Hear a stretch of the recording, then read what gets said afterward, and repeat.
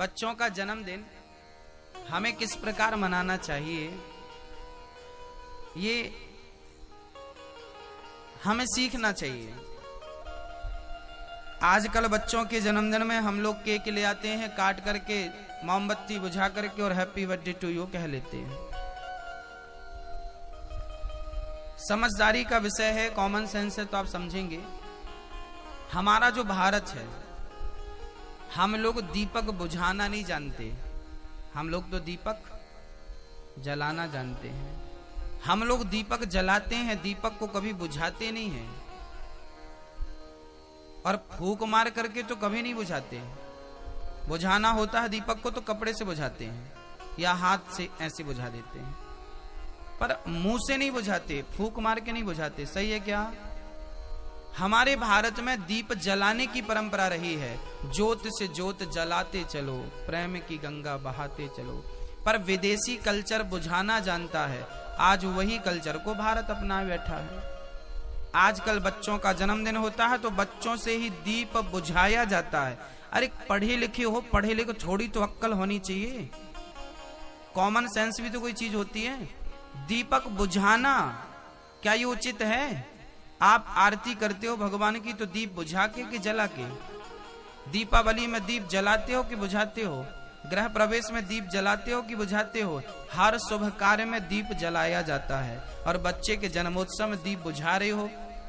बताओ, भारतवासियों को आपको शोभा नहीं देता। अमेरिका जापान का आदमी बुझाए तो चलेगा, क्योंकि वो मूर्ख लोग हैं, और ये विश्व गुरु भारत आज ये हरकत कर रहा है तो निंदनीय है ही। आप समझदार लोग हैं, पूरी दुनिया में सबसे ज्यादा शिक्षित भारत में ही हुआ करते थे। अब प्रेजेंट में कितने हैं मैं नहीं जानता।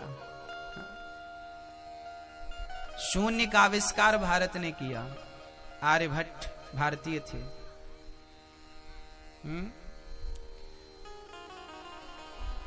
बड़ी बड़ी बातें हैं। आज आप लोग दीप बुझाते हैं, इसलिए संकल्प लीजिए कि हमें दीप जलाना है और बच्चों का जन्मदिन मनाइए। हमारे भारत में लड्डू बांटने की परंपरा रही है। लड्डू क्यों बांटा जाता है?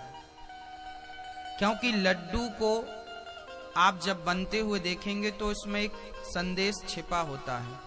लड्डू बहुत सारे दानों को मिलाकर एक लड्डू, जैसे तिल का लड्डू है। तिल का लड्डू कैसे बनता है? अभी तिल का लड्डू बनने का समय आ रहा है जनवरी में, मकर संक्रांति। हमारे यहाँ अनेक प्रकार के लड्डू बनते हैं, तिल के लड्डू, मोतीचूर के लड्डू, हाँ कितने लड्डू। मोदक, महाराष्ट्र का लड्डू अलग होता है तो गुजरात का लड्डू अलग प्रकार से बनाते हैं। हर प्रांत में अलग अलग लड्डू। क्यों, कैसे? कहते हैं एक दाने को दूसरे दाने से जोड़ देना ही लड्डू है।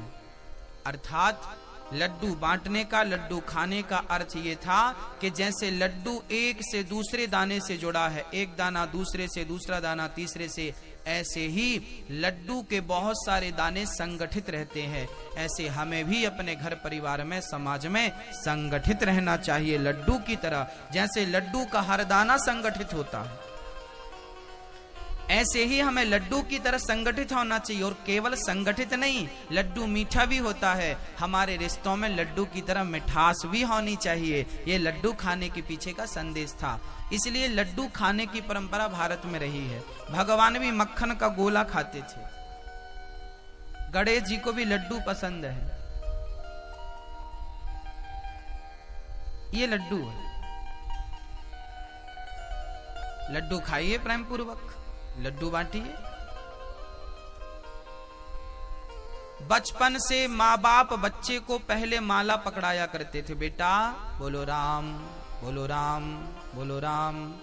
आजकल बचपन से चाकू पकड़ाते हैं, चल बेटा केक काट, केक काट, केक काट। तो काटना पीटना बचपन से आपने सिखाया है, बाद में फिर वो आपका हाँ सुखमय जीवन में यहाँ आग लगा दे तो बाद में रोना मत, क्योंकि सिखाया। चाकू चलाना किसने सिखाया? बच्चों को चाकू चलाना किसने सिखाया? पकड़ाया किसने? मम्मी ने। मेरा मम्मी तुम्हारा कलेजा काटेगा तो रोना मत। हाँ, तुम्हारे गर्दन पर चाकू चलाए सीने में जलाए तो रोना मत, सिखाया भी तुम नहीं है। जैसे संस्कार दोगे वैसा ही चरित्र बनेगा बच्चों का। हमारा भारत किस प्रकार की सोच रखता है, उस सोच पर गौर करिए। हमारे यहां जब किसी बच्चे का जन्मदिन होता है ना, तो हम लोग क्या करते हैं, बोले सत्यनारायण भगवान की कथा सुनते थे। उससे क्या होता है, घर पे भगवान का नाम होगा, कीर्तन होगी, इसी बहाने कन्याओं का, ब्राह्मणों का आगमन होगा, वो लोग अन्न खाएंगे तो अन्न भी शुद्ध होगा, कीर्तन होगा तो वातावरण भी शुद्ध होगा, पंडित जी छोटा सा हवन कराएंगे तो घर का वातावरण शुद्ध हो जाएगा, भगवान का और विप्र देवताओं का बच्चों को आशीर्वाद मिल जाएगा, बच्चे दीर्घजीवी बन जाएंगे। यही जन्मदिन था। जन्मदिन में बच्चों को ले जाओ गरीबों के बीच में, ठंडी आ गई है, गरीब बच्चों को स्वेटर बांटो, गरम कपड़े बांटो, बच्चों को जूते चप्पल बांटो, छोटे छोटे गरीब बच्चों को। आपके आसपास जो गरीब लोग हैं उनके पास जाओ, उनसे पूछो भाई आपको क्या असुविधा है। किसी का घर चू रहा है, अर्थात बारिश का पानी घर के भीतर आ रहा है, टप टप टप टप पानी टपक रहा है, और आज आपके बच्चे का जन्मदिन है, तो आपको उसके घर जाना चाहिए और बोलना चाहिए कि भाई आपका घर टू रहा है, चू रहा है, क्या हम आपको मदद कर दें क्या? अरे लोहे की चादर ही दिलवा दो, उसको चद्दर दिलवा दो, छत पे डाल लेगा बेचारा, उसके घर पानी आना बंद हो जाएगा। आप जिस प्रकार की हेल्प कर सकें अपने आसपास के लोगों को, उस प्रकार की हेल्प करना चाहिए, मदद करना चाहिए। यही मानवता है ना? और हम लोग तो हजारों रुपए बच्चे के जन्मदिन में उड़ा देते हैं, और बाजू का घर छत टपक रही है, कोई फिक्र नहीं। भाई इंसान वो नहीं है जो केवल अपना देखे, अपना पेट पशु पक्षी भी भर लेते हैं भक्तों, पर सभी में बांट कर खाए उसे इंसान कहते हैं। इंसान केवल अपने नहीं देखता, अपने नहीं सोचता, वो अड़ोसी पड़ोसियों की घर जाता है। हम लोग कौन से लोग हैं? हम लोग बोला करते हैं विश्व का कल्याण हो। हम कौन लोग हैं? हम विश्व की चिंता करने वाले लोग हैं। ये सुठालिया क्या है?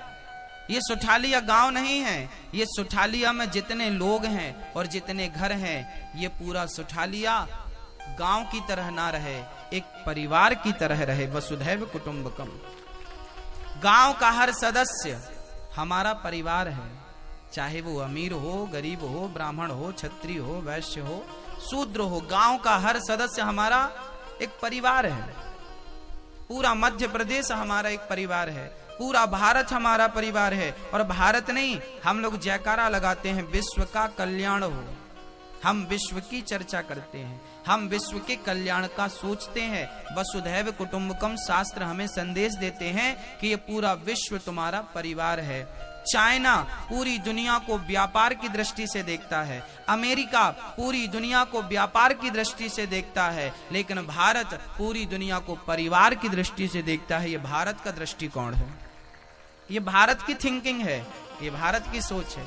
हम सबसे अच्छी सोच वाले लोग हैं, हम सबसे बेहतर सोचने वाले लोग हैं, हम सबका भला चाहते हैं। आपका भी भला हो, आपका भी भला हो। हम अपने दुश्मन का भी भला ही चाहते हैं। जब पानी बरसता है ना, तो जिसके घर पे पानी टपकता है ना, वो भी कहता है कि भगवान भले मेरे घर पानी टपक रहा हो, पर अच्छा मानसून आए, अच्छा पानी बरसे, ताकि किसानों की फसल अच्छी हो। जिसका घर टपकता है वो भी अच्छे मानसून की कामना करता है। हमारा भारत, हमारे लोग केवल अपनी चिंता नहीं, विश्व की चिंता में ही चिंतित रहते हैं। ये भारत की सोच है। ऐसी सोच हमें रखनी चाहिए। और जन्मदिन किस तरीके से मनाएं आप समझ गए होंगे।